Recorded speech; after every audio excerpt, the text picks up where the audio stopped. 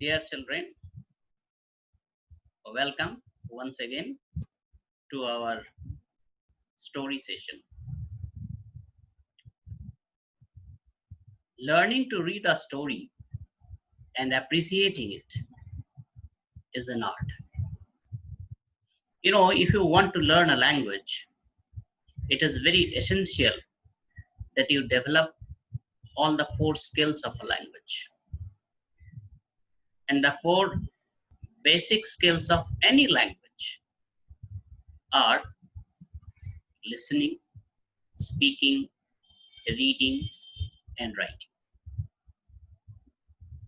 Have you ever thought, why is it that particularly in the state board schools, irrespective of the state, whether it is Bengali in Bengal, Bengali medium in Bengal, Hindi medium in Bihar, Jharkhand, Uttar Pradesh, and different states, why is it the children have difficulty in learning to communicate in English?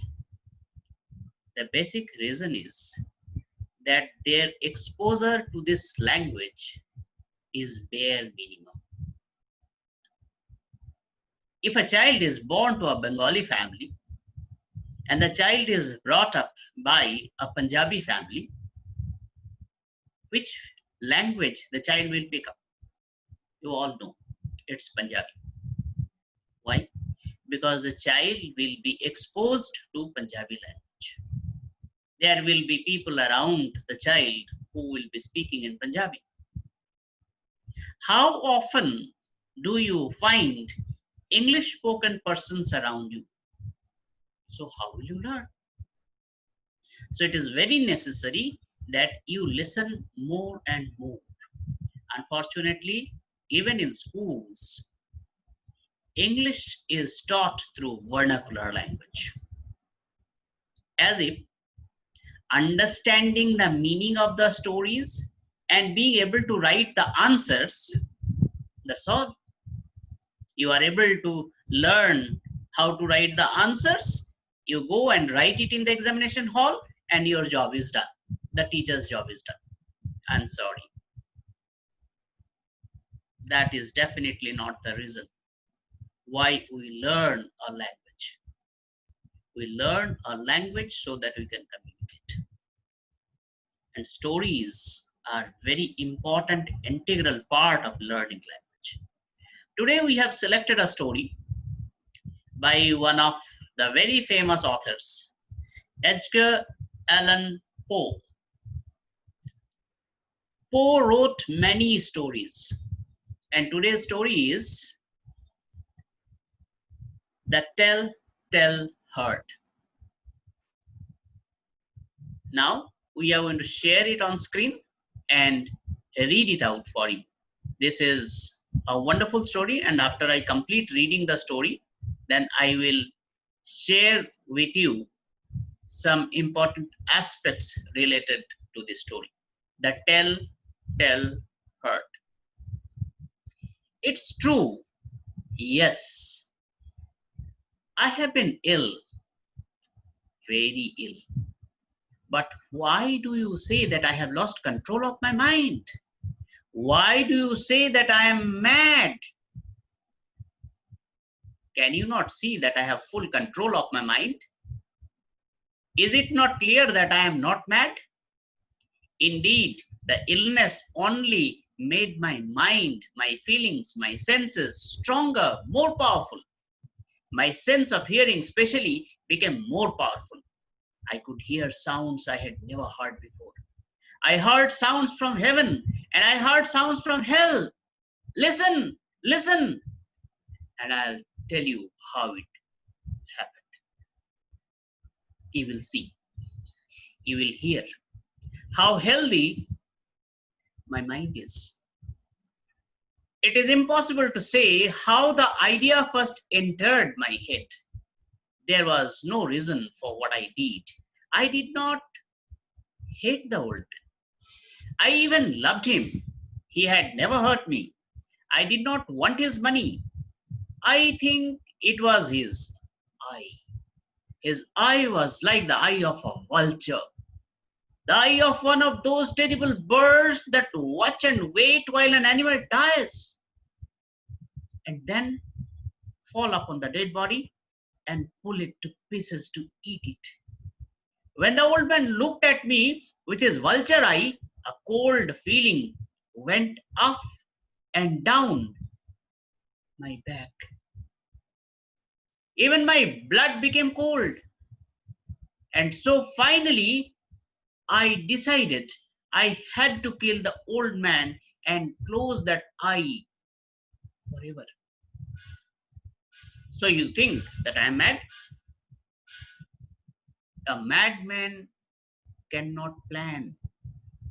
But you should have seen me. During all that week, I was as friendly to the old man as I could be, and warm and loving. Every night about 12 o'clock, I slowly opened his door. And when the door was opened wide enough, I put my hand in, and then my head. In my hand, I held a light covered over with a cloth so that no light showed. And I stood there quietly. Then carefully, I lifted the cloth just a little, so that a single thin small light fell across that eye.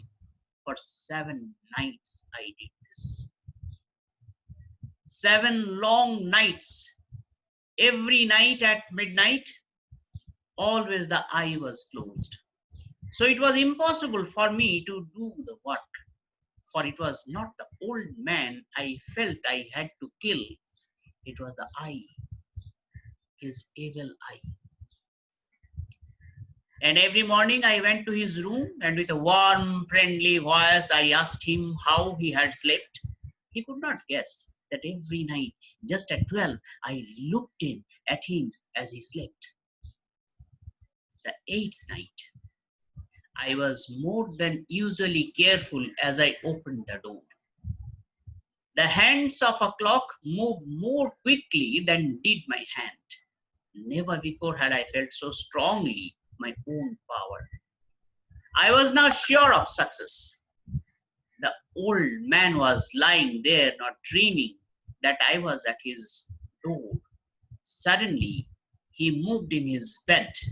You may think I became afraid, but no. The darkness in his room was thick and black. I knew he could not see the opening of the door.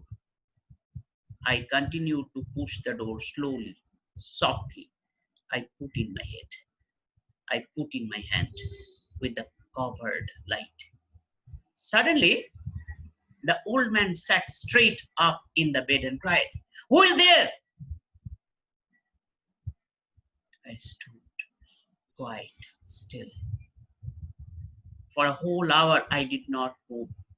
Nor did I hear him again lie down in his bed. He just sat there, listening. Then I heard a sound, a low cry of fear which escaped from the old man.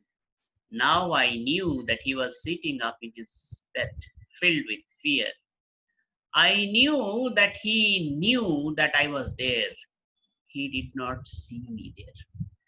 He could not hear me there. He felt me there. Now he knew that death was standing there. Slowly, little by little, I lifted the cloth until a small light escaped from under it to fall upon. To fall upon that vulture eye. It was open, wide, wide open. And my anger increased as it looked straight at me. I could not see the old man's face, only that eye, that hard blue eye, and the blood in my body became like ice. Have I not told you that my hearing had become unusually strong? Now I could hear a quick, low, soft sound, like the sound of a clock heard through a wall. It was the beating of the old man's heart. I tried to stand quietly. But the sound grew louder. The old man's fear must have been great indeed. And as the sound grew louder, my anger became greater and more painful. But it was more than anger. In the quiet night, in the dark silence of the bedroom, my anger became fear. For the heart was beating so loudly that I was sure someone must hear. The time had come. I rushed into the room crying, "Die! Die!" The old man gave a loud cry of fear as I fell upon him and held the bed covers tightly over his head. Still his heart was beating. But I smiled as I felt that success was near. For many minutes that heart continued to beat, but at last the beating stopped. The old man was dead. I took away the bed covers and held my ear over his heart. There was no sound. Yes, he was dead. Dead as stone. His eye would trouble me no more.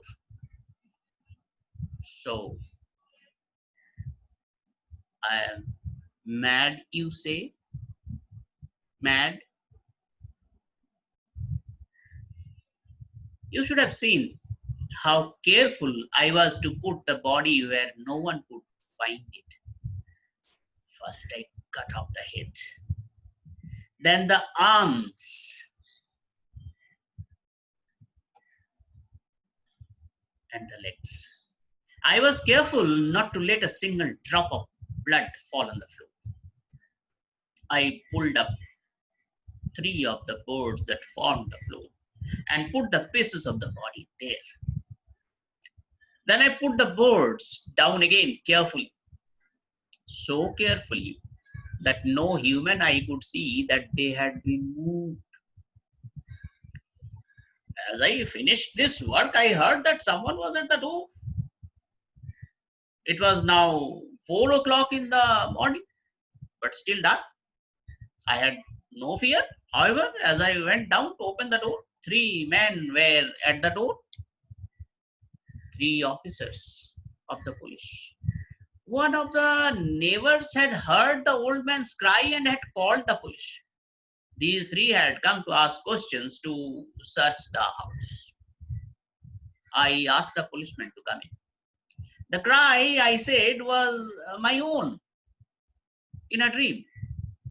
The old man, I said, was away. He had gone to visit a friend in the country. I took them through the whole house, telling them to search it all, to search well.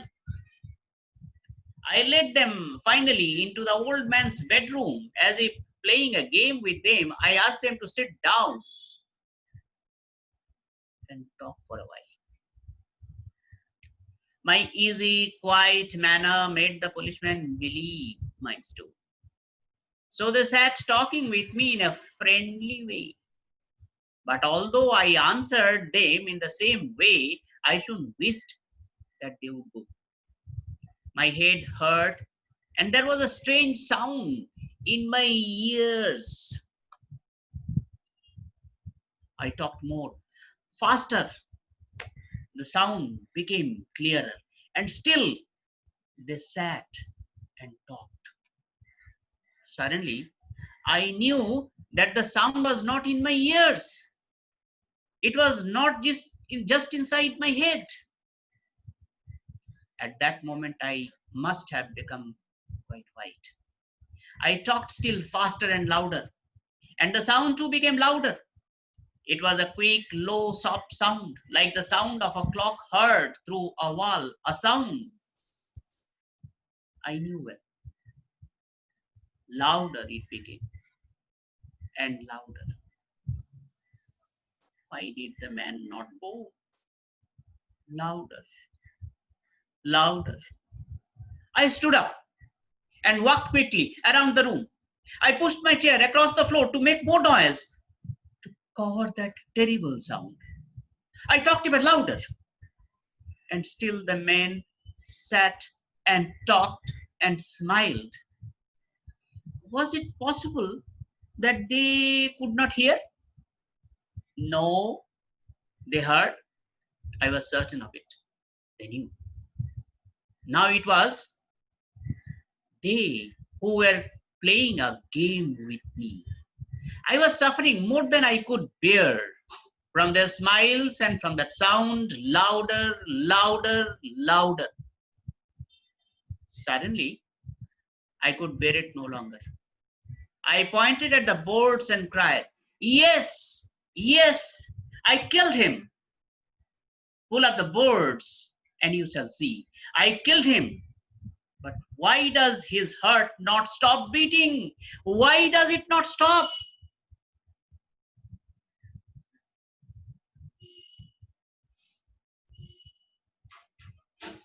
So this is a wonderful story, maybe a little bit horrific, a little bit gruesome, because there is murder, there is chopping up of the body, there is other heinous acts like concealing the body.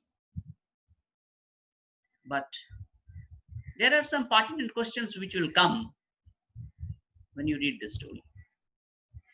Why does he reveal, even though he was not going to be caught by the police? They had believed his story that the man was away and he had not killed. And the sound, do you think that there can be sound from the dead heart? Then what was the sound? Why was it coming? Do you think that even the policeman could hear the sound? It's really very interesting story. There is a lot of food for thought in the story. That's why this is one of the best stories. It's a wonderful story. It's a story of human conscience. It's a story of what is more important, how to control your thoughts. Why should we do good work? Why shouldn't we do something which will affect us afterwards? How do we know what might affect us? Breaking of conscience can be very dangerous. Know yourself. So, read the story, enjoy the story, have a wonderful time. Thank you. Stay well, stay safe.